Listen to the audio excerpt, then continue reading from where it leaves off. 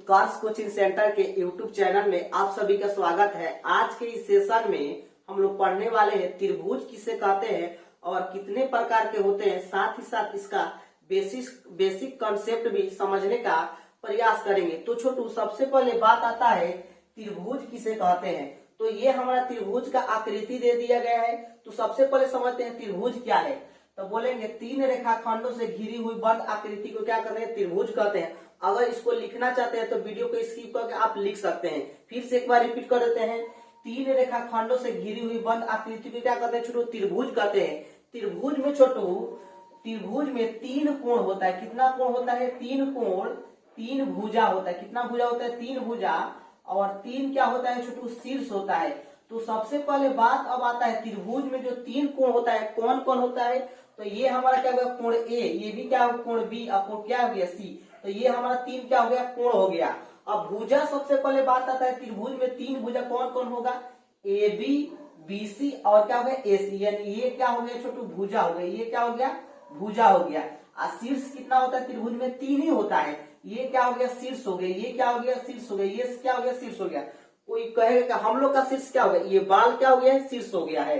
तो इतना बात समझ में आ गया। अब देखते हैं छोटू, त्रिभुज का एक कोण, त्रिभुज का एक कोण 60 डिग्री का होता है। कितना डिग्री का होता है, 60 डिग्री का। यानी त्रिभुज का जो हम एक कोण ये ले लेंगे, कोण बी, तो ये हमारा कितना डिग्री का हो जाएगा, 60 डिग्री का हो जाएगा।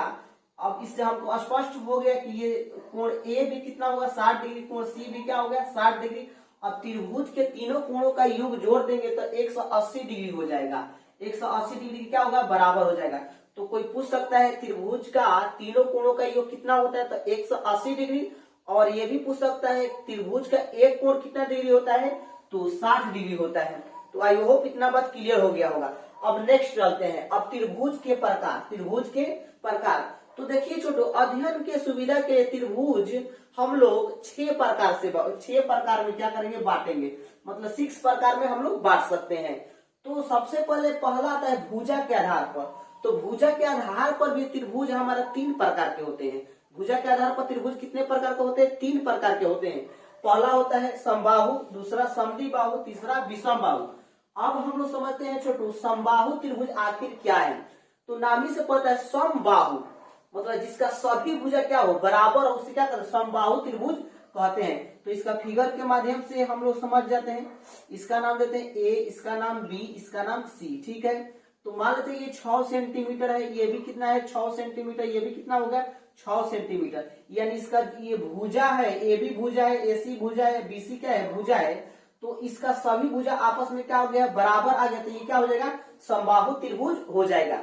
तो फिर से एक बार रिपीट कर देते हैं, समबाहु त्रिभुज किसे कहते हैं, वैसा त्रिभुज जिसका सभी भुजाएं क्या हो, बराबर हो, उसे समबाहु त्रिभुज कहते हैं। इसको इस तरह भी लिख सकते हैं छोटू, ए बी बराबर बी सी बराबर ए सी। ये भी क्या हो जाएगा, इस तरह भी इसको डिनोट कर सकते हैं।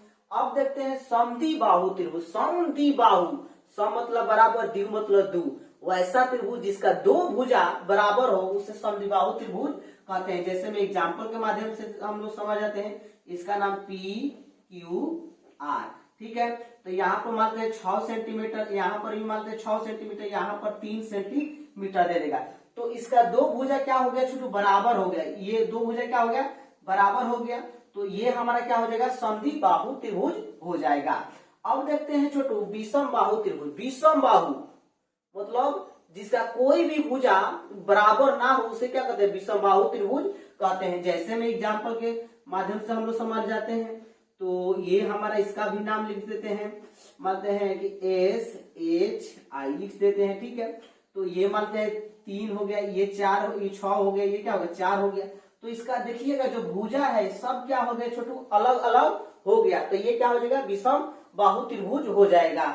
अब देखते हैं छोटू अब देखते हैं कोण के आधार पर त्रिभुज कितने प्रकार के होते हैं।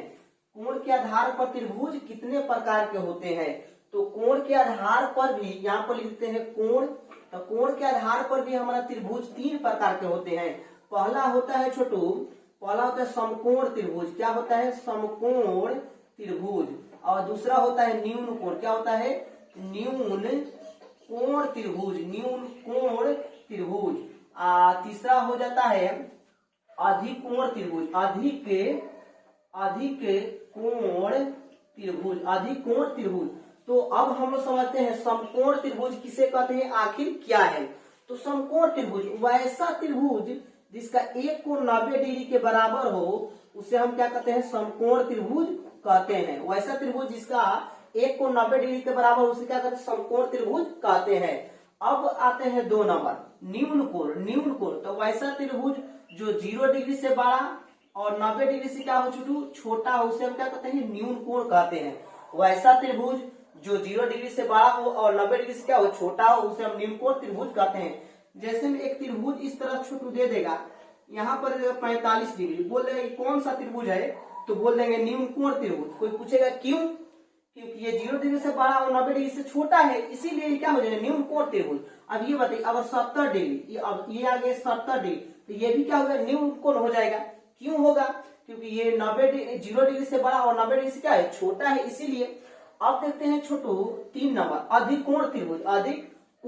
तो अधिकोण त्रिभुज क्या हो जाएगा छोटू, 90 डिग्री से बड़ा और 180 डिग्री से क्या होता है, छोटा होता है, उसे हम क्या कहते हैं, अधिकोण त्रिभुज कहते हैं। फिर से फिर से एक बार रिपीट करते हैं, वैसा त्रिभुज जो 90 डिग्री से बड़ा हो और 180 डिग्री से क्या हो, छोटा हो, उसे हम क्या कहते हैं, अधिकोण त्रिभुज कहते हैं। जैसे में एग्जाम्पल के माध्यम से समझ लेते हैं, ये हमारा क्या हो गया, त्रिभुज हो गया।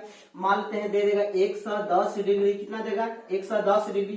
तो ये हमारा देखिए 90 डिग्री से क्या है, 90 डिग्री से ज्यादा और 180 डिग्री से क्या है, कम है, इसके बीच में आ रहा है, तो क्या हो जाएगा, ये छोटू अधिकोण त्रिभुज कहते हैं। ठीक है, तो आई होप इतना बात समझ में आया होगा। मिलते हैं नेक्स्ट क्लास में। जय हिंद।